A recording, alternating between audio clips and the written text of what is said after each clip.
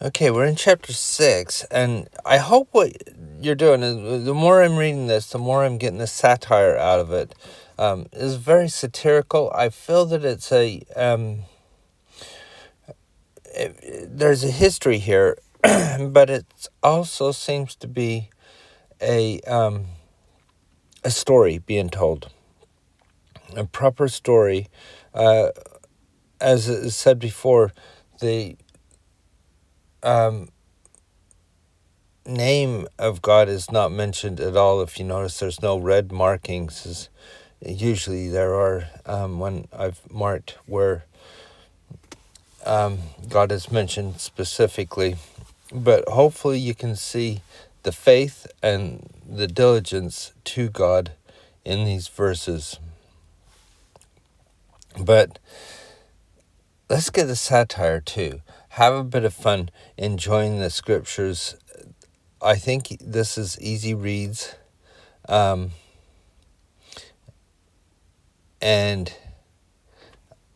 I hope that you get some from that. And what we have here is the king not being able to sleep. And remember, this is still a 24-hour period. They'd had dinner one day. Haman's so excited about having dinner the next day with the queen and king, and everything's going great for him. The book from which the king's servants read was an official record of events in the Persian Empire. This record is also mentioned elsewhere in Esther and Ezra.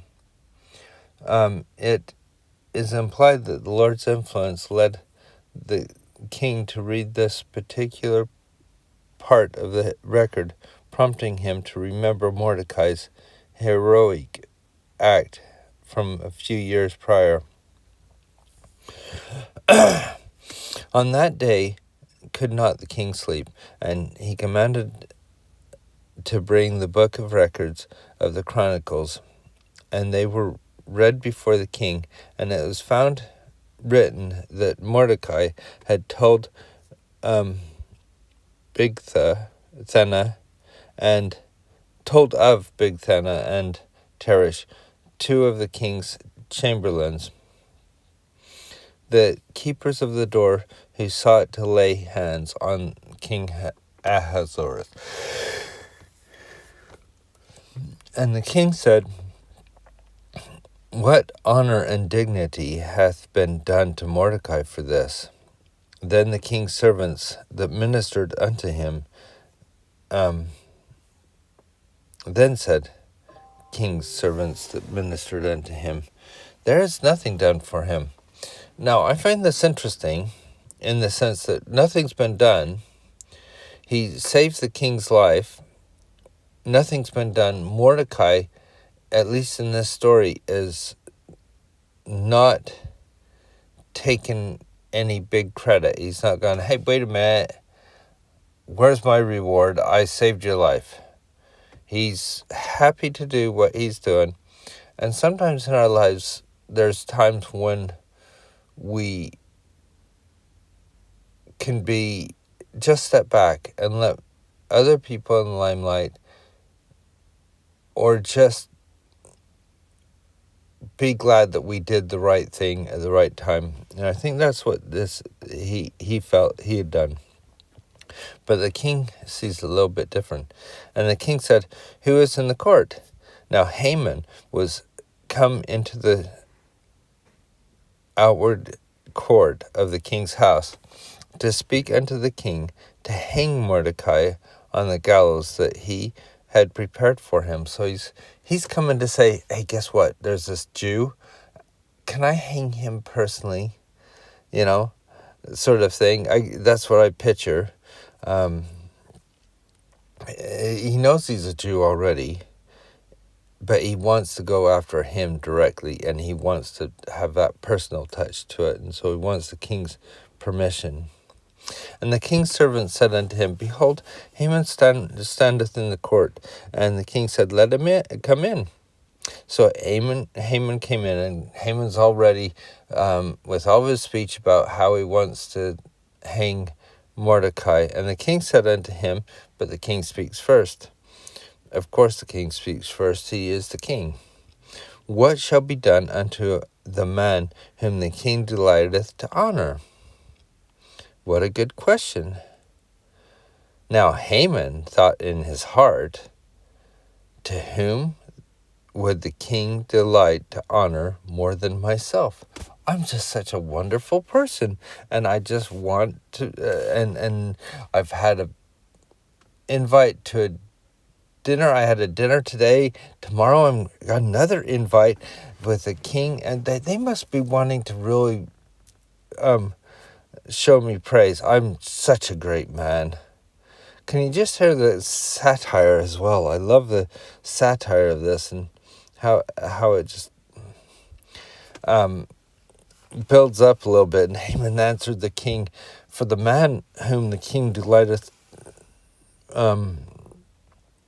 to honor, let the royal apparel be brought which the king useth to wear, and the horse that the king rideth upon, and the crown royal which is set upon his head. He's thinking, I can't wait until I'm in those robes and riding that horse and got the crown.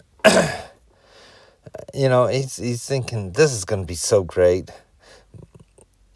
Let this apparel and the horse be delivered to the hand of one of the king's most noble princes, that they may array the man withal, whom the king delighteth to honor, and bring him on horseback through the street of the city, and proclaim before him, thus shall it be done to the man whom the king delighteth to honor.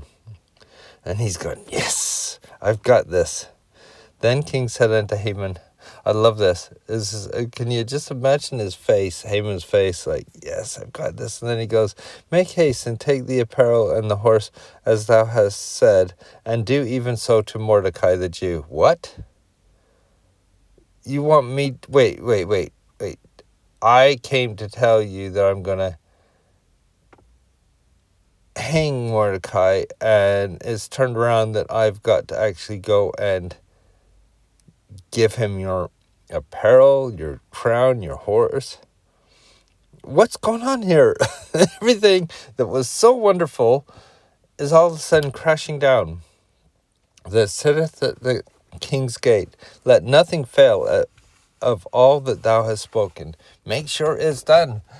Oh, great.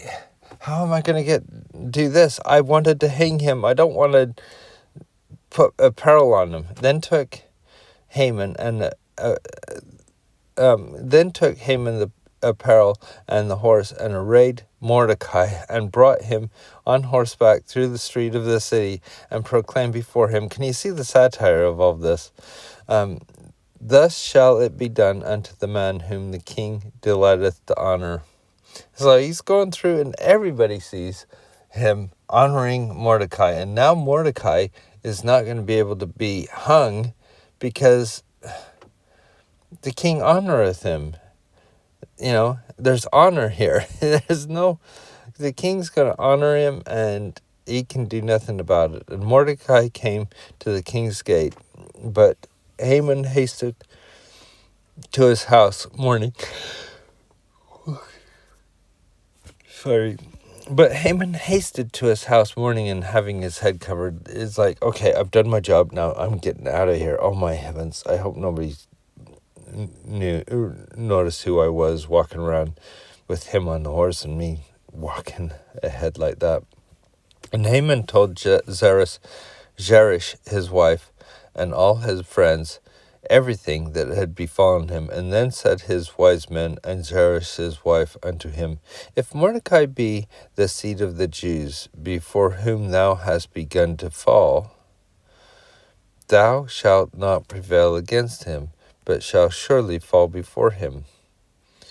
And while they were yet talking with him, came the king's chamberlains, and hasted to bring Haman unto the banquet that Esther had prepared.